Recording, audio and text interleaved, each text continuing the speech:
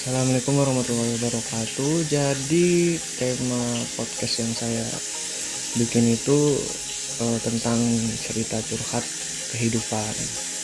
Ya bisa mencakup broken home, pembulian, pelecehan seksual, cerita proses hijrah, tobat, dan lain-lain.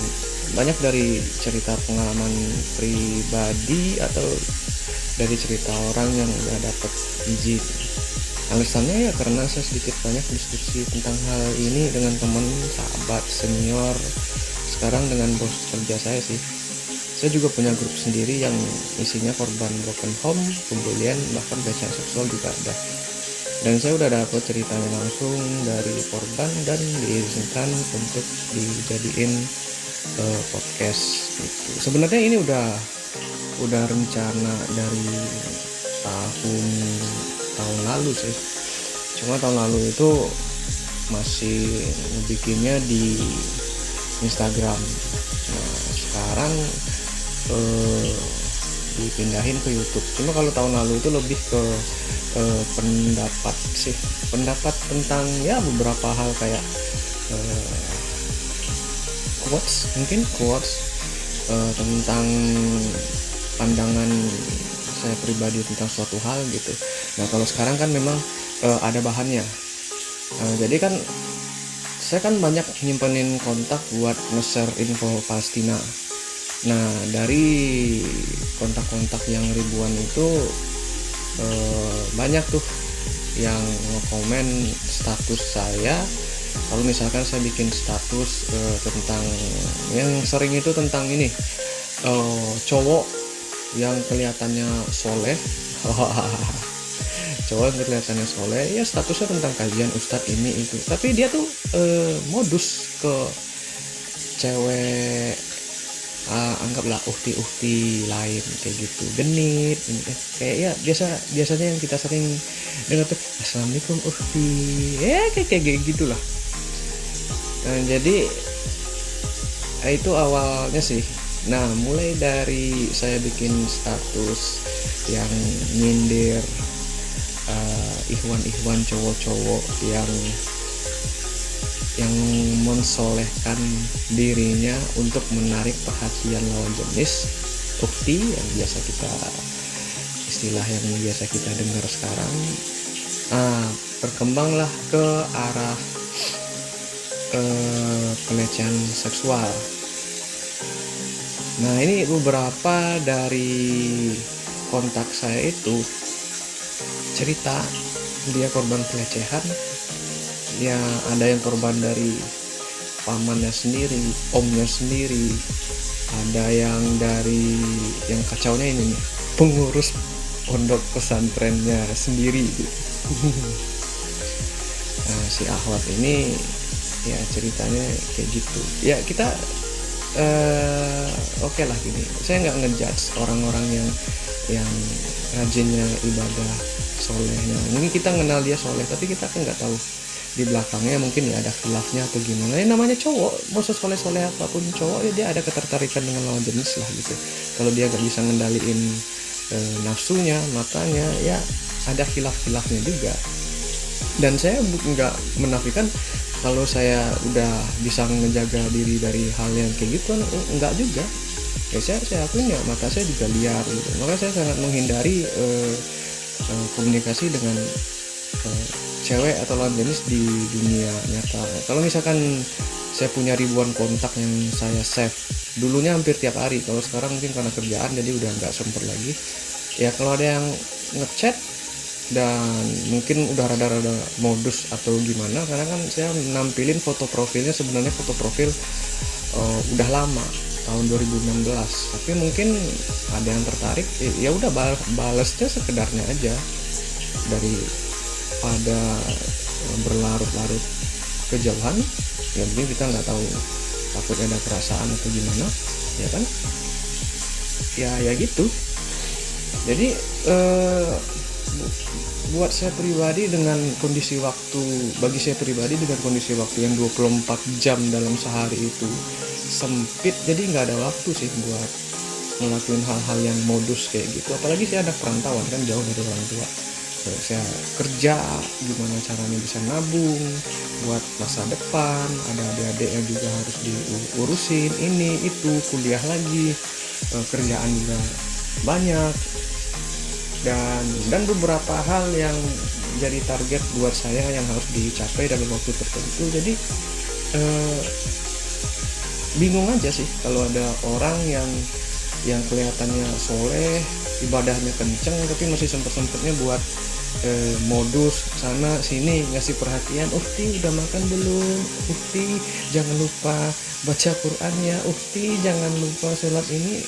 Ya elah, itu cewek kan punya keluarga sendiri, punya bapak sendiri, punya ibu sendiri, kakak adik, dan mungkin punya grup kajian sendiri. Jadi nggak usah diingetin lah, karena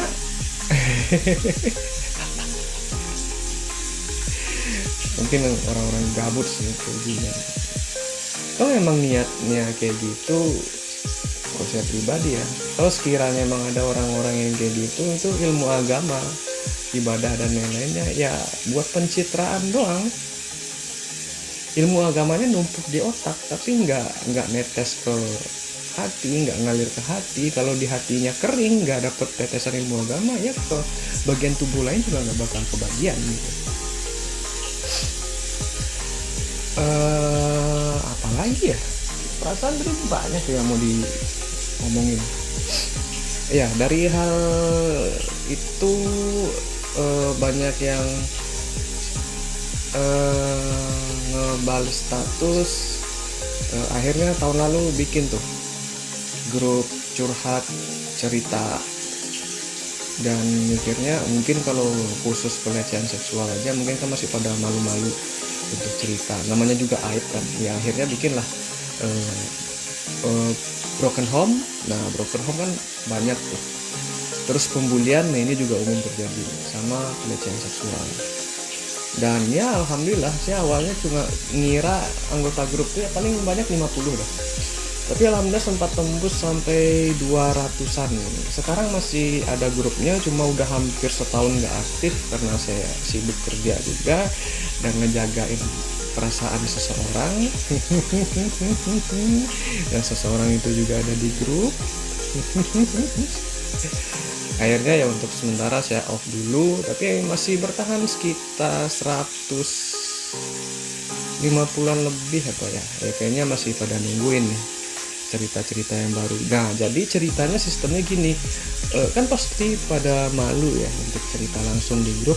Nah, jadi sistemnya mereka ceritanya diketik terus dijapri ke saya. Ceritanya saya rapihin, habis saya rapihin baru saya kirim ke grup, tapi grupnya di silent, cuma admin doang, kan adminnya cuma saya doang. Grupnya di silent, ya udah saya kirim ceritanya, saya kasih waktu beberapa menit, mungkin sekitar 5 atau 10 menit buat teman-teman fokus sama ceritanya, kayak gitu kan. Nah, habis itu baru deh grupnya dibuka, mungkin buat ngasih saran, masukan, buat nyemangatin ini si korban ya, misalnya korbannya broken home, pembulian, pelecehan seksual, nah gitu. Alhamdulillah ya, awal-awal sih rame. Mungkin sampai sekarang kalau tetap diaktifin lagi ya rame, sampai sempat mau bikin webinar gratis karena kebetulan saya dengan bos saya punya kenalan orang psikologis, orang kesehatan gitu dari kementerian atau dinas, saya nggak tahu. Kemarin juga sempat udah ketemu sama orangnya, nanyain tuh jadi nggak bikin webinarnya, padahal udah setahun yang lalu tuh ya. Saya bilang ntar mau dirapihin dulu bu, ya udah kalau memang ada kesempatan bikin webinar gratisnya udah dibikin. Pun juga grupnya saya sangat selektif untuk anggota grupnya, tapi sekarang udah saya buka untuk umum sih, tapi tetap hanya admin yang bisa ngirim, karena ya mungkin teman-teman tahu sendiri lah, ada yang masuk grup itu iseng doang, kalau grupnya dibuka malah bikin ribut, ngirim yang aneh-aneh yang gak jelas. Ada yang join grup itu buat modus, nyari pacar, nyari cewek, Soalnya waktu saya nge-handle grup Palestina itu ada yang digangguin, dimodusin. Ya, saya bilang di grup kalau ada yang kayak gitu langsung blok, kasih ke saya kontaknya, ntar saya keluarin. Ya kayak gitu. Simple. Karena orang-orang kayak gitu mau dikasih nasihat juga ya ujung-ujungnya ngajak ribut. Dikasih nasihat juga nggak masuk gitu. Ya teman-teman ngerti lah yang mungkin pernah nakal,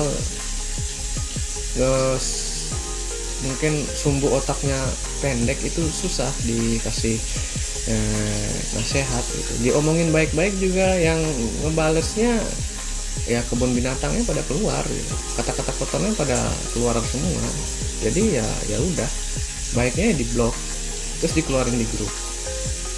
Nah kalau di khusus grup curhat ini, cerita curhat ini saya juga gituin. Ada yang ngadu, ya udah ini kontaknya blok rame-rame gitu. Habis itu saya keluarin dari grup. Udah segampang itu dan alhamdulillah grupnya kondusif.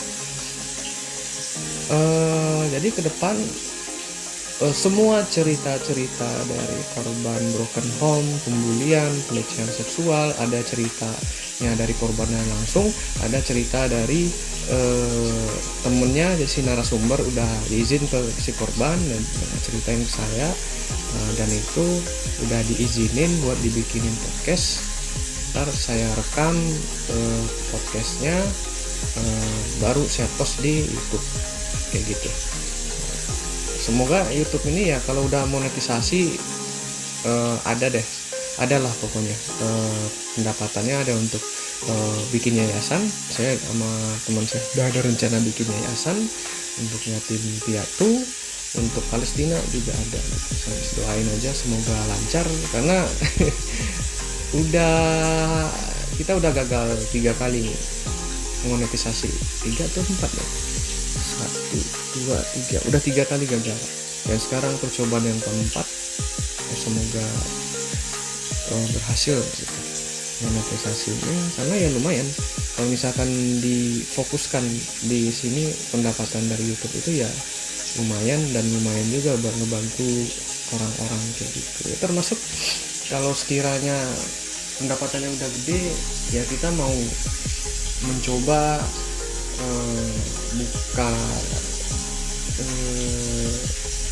jasa terapi gratis untuk korban-korban pembulian dan pelecehan seksual. Nah kebetulan karena memang udah ada kenalan psikolognya siapa, jaringannya kemana, kayak gitu udah ada. Jadi ya sekarang tinggal pendanaannya aja sih. Kalau mau bikin proposal minta dana kesana kemari agak ribet ya sekarang. Jadi ya udah kita cuma coba untuk dana mandiri yang dari YouTube ini, insya Allah dari YouTube ini.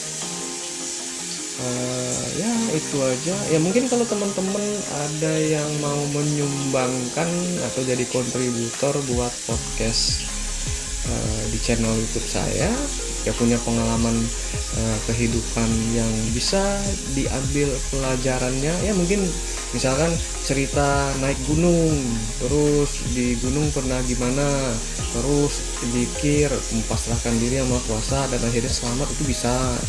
Atau pernah jatuh bangun usaha tapi tetap punya keyakinan yang kuat sama Allah karena rezeki itu udah diatur, akhirnya bisa bangkit lagi dan sukses, ya bisa.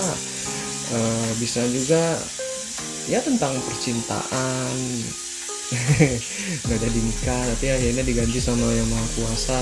Ya ada juga sih yang cerita dia patah hati karena nggak jadi sama orang yang dia suka, akhirnya nggak mau buka hati.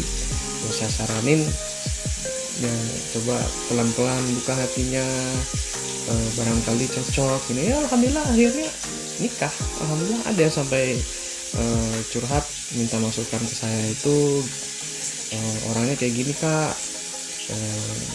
terus kayak gini, ini orangnya, fotonya ini foto orang tuanya, oh ya udah coba makanya cocok ya. Alhamdulillah sampai nikah ada yang kayak gitu ya. Alhamdulillah mendapat kepercayaan cerita atau buat curhat orang lain itu suatu kehormatan tersendiri gitu, karena di zaman sekarang yang penuh dengan manipulasi, drama,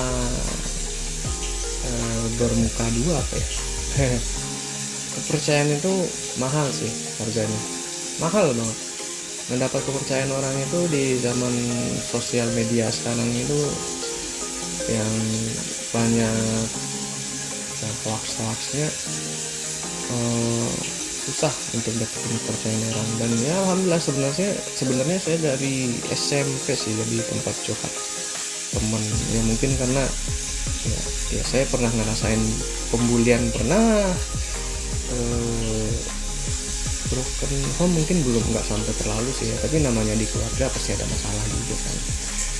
Apalagi saya juga anak rantau udah hampir 10 tahun, dan itu menjadi pendewasaan sendiri dan mengubah sudut pandang tersendiri dalam cara pandang kehidupan, membuka wawasan, open mind dengan pendapat orang, berusaha ikhlas menerima nasihat orang, gimana caranya untuk ngakuin kesalahan. Kadang kan emang kita manusia itu udah tahu salah tapi susah buat ngakuin kesalahan ya. Saya termasuk orang yang kayak gitu, dan ya berusaha untuk open mind, berusaha untuk dewasa, berusaha untuk sabar ya, paling penting ya, sabar.